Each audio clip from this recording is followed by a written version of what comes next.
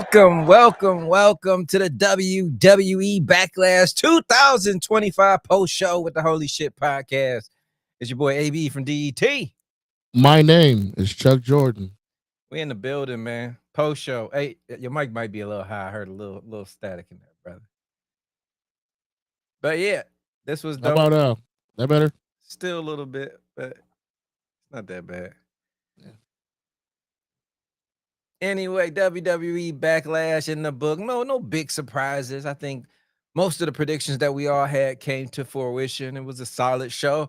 You got professional wrestling on a Saturday night. You can't go wrong with that. Whether it's booked bad, good, indifferent, it's professional wrestling. Overall thoughts, how'd you feel about it before we get started? It started off high, got slow real fast. The match I thought was going to be the worst actually was one of the best, and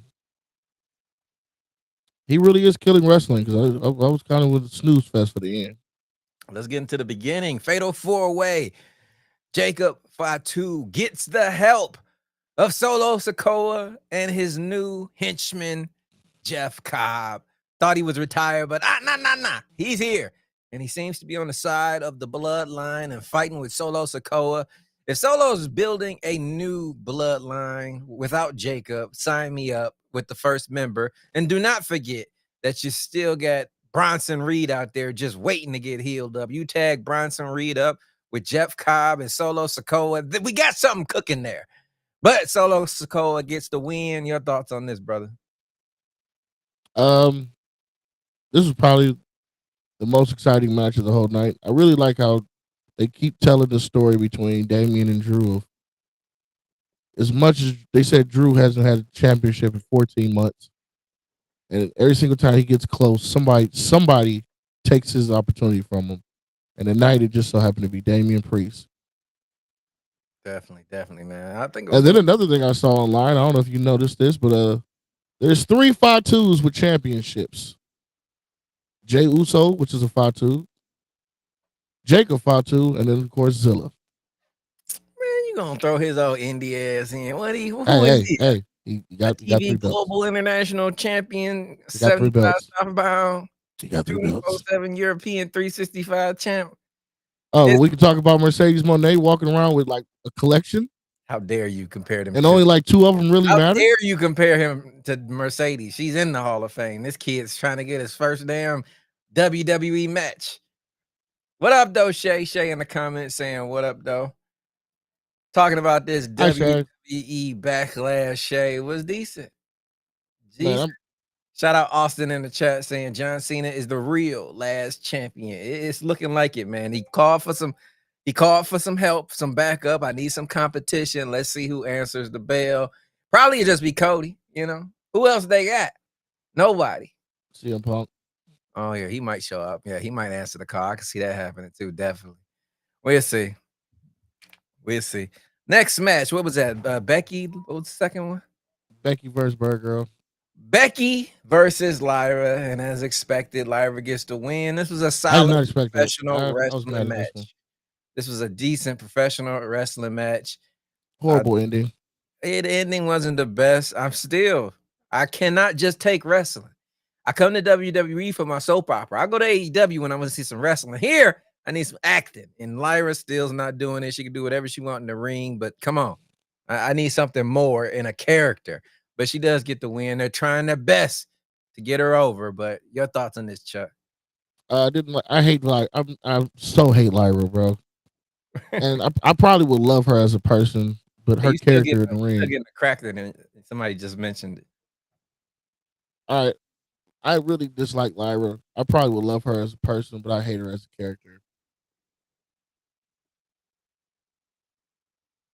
I really don't know what else to say.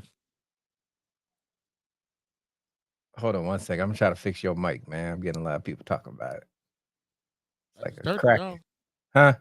I just turned it down. I can barely hear myself. Oh, yeah, we can hear you good now. Now the cracking's gone. Oh. All right, there we go. Yeah, whatever that was, you fixed it. Thank you very much, sir. That's great. Shout out Tony Rome in the chat. Main event was way better than night 2 of Mania. What are you talking about, man? Thank God someone else said it. I hate Lyra's character since NXT. Jim Slender, you on the right show if you're looking for some Lyra Valkyria hate. We're not the Like big fans. she came out with the stupid feathers, and then like you holding your nose. You're not even really holding Becky down to make sure you solidify the pin. You holding your nose, and that shouldn't even.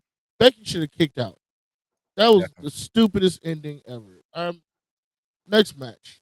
Next match. Where are we at Why now? is this Bird Girl still holding the belt? I'm done with it. Was it Penta and The greatest intercontinental champion ever. right? And it's, you could see at the end, Finn Balor, he was trying to cost him. I thought he was trying to cost him, but he couldn't get the job done. But guess who did? El Grande Americano came out with the headbutt of steel, laid him out, helped Dom Mysterio defeat Penta, get the 1, 2, 3, and retain the Intercontinental Championship. Do not forget, it was Dominic Mysterio who gave Chad Gable the card to learn how to be a luchador. This is all tying in. I'm liking this, so let's keep playing this out. He could be that member. I wouldn't mind them playing some skit where El Grande is in the Judgment Day, but Chad Gable isn't allowed. That would make good TV, man. I'm all for that. But your thoughts on this IC title match? Man, this Dominic is better than what people give him credit for. Yeah. Dominic is, I keep saying him, Jacob, Ron Breaker, probably a few others are the future of the business. This kid is money. Like, he probably is the greatest Intercontinental Champion. You're high as shit on a Saturday night. Of this year. Not even of this year. How dare you, Brian Breaker? Come on. This year. You're high. You're high. This year.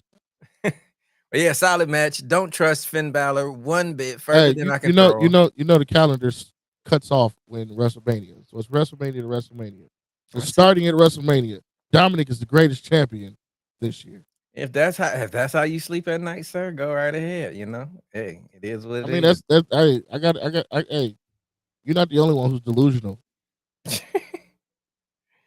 Oh man! So after that, we get the entertainment match of the night: Pat McAfee versus Gunther. And thank God this is over. He gets choked out.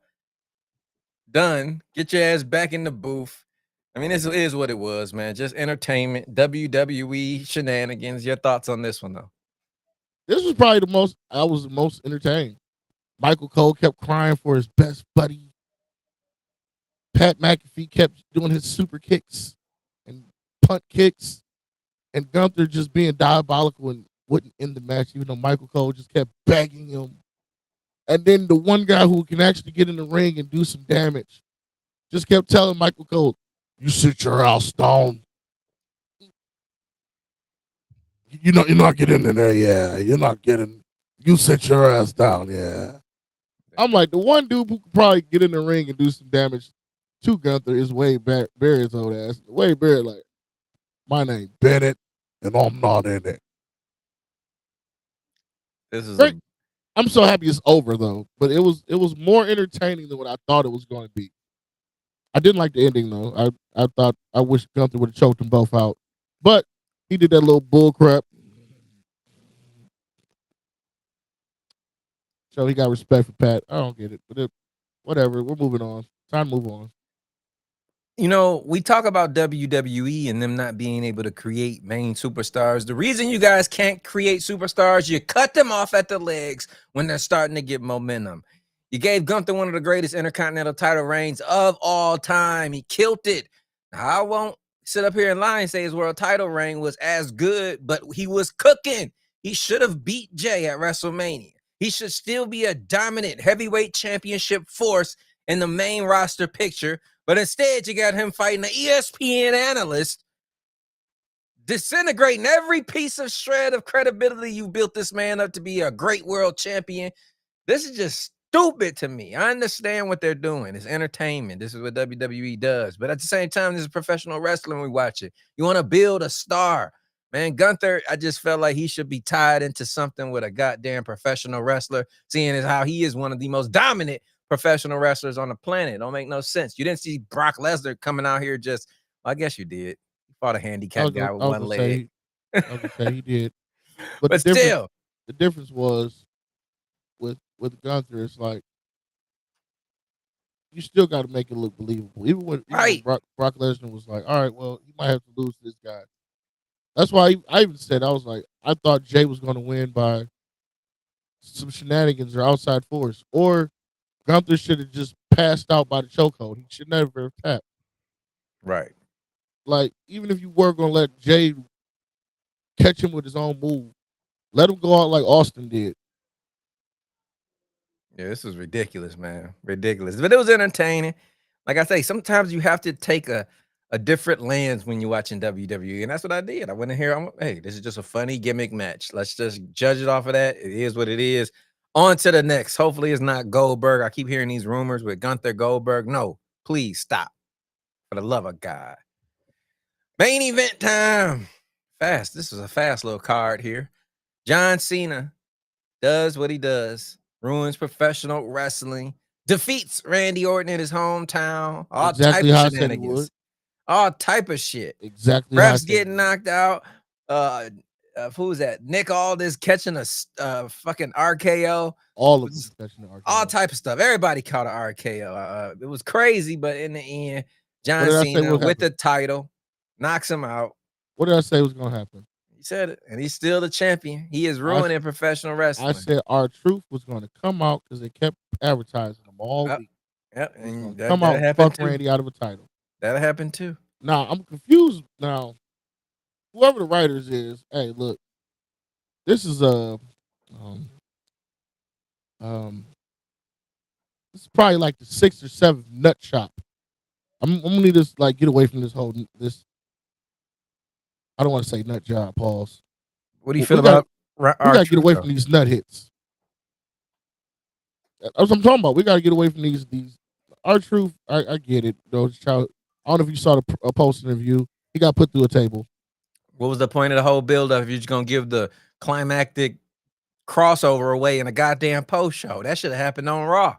You know, with him in his eyes tearing in front of the crowd.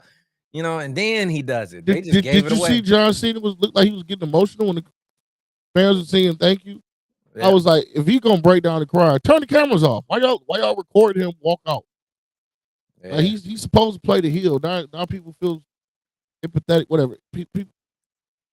I'm sure they was trying to get garnish some heat back on him because usually Triple H comes and it's the last person to come out. But yeah, Jimmy saying it on TikTok right now. Yeah, Jimmy, we just caught it. R-Truth getting put through the table. A waste of a moment. Should have been done on TV. But I guess, hey, book it how you want to book it. Scale of 1 to 10, what you giving Backlash tonight? Oh, that's easy. A solid 2. Solid 2. Damn. Solid 2. I was down there in the gutter with you at a low rating, but then I thought about the Fatal 4-Way. That was really entertaining. And that carried the show for me. So I'm giving that match alone 5.6. Altogether, show 5.6, man. Damn, just from the first? Just from the first. I enjoyed that. That was match. The 2. That was the 2 points. I looked at it. There was 5 matches tonight. 2 points each match. Yeah. The first one was 2 points. That's why I said a solid 2. Solid 2. Did what it's supposed to do. I guess that's it for us. Next time you guys will see us will be maybe tonight. We might be jumping over on TikTok in a minute. If you want to join us, feel free. But other than that, tomorrow night, you'll be seeing us in a special guest interview with Brian B. Make sure you guys check that out. It was a great, great interview. This guy was the first one to ever ask us to be on his show. So for the tables to be turned and him coming on ours now, it was a good moment, man. Good moment. Good to any of our fans who are mothers out there, I just want to say happy Mother's Day. Happy Mother's Day. Happy Mother's Day. All our fans out there who have mothers. Yes. Or if your mother is gone, still happy Mother's Day to you. And if your mother is gone, my condolences. Definitely. Happy Mother's Day. Hope you guys enjoyed Backlash. Till tomorrow, though. It's your boy ABE from DET. The boy Chuck Jordan. You guys been tuned in to the WWE Backlash post show by the Holy Shhh Podcast. Peace.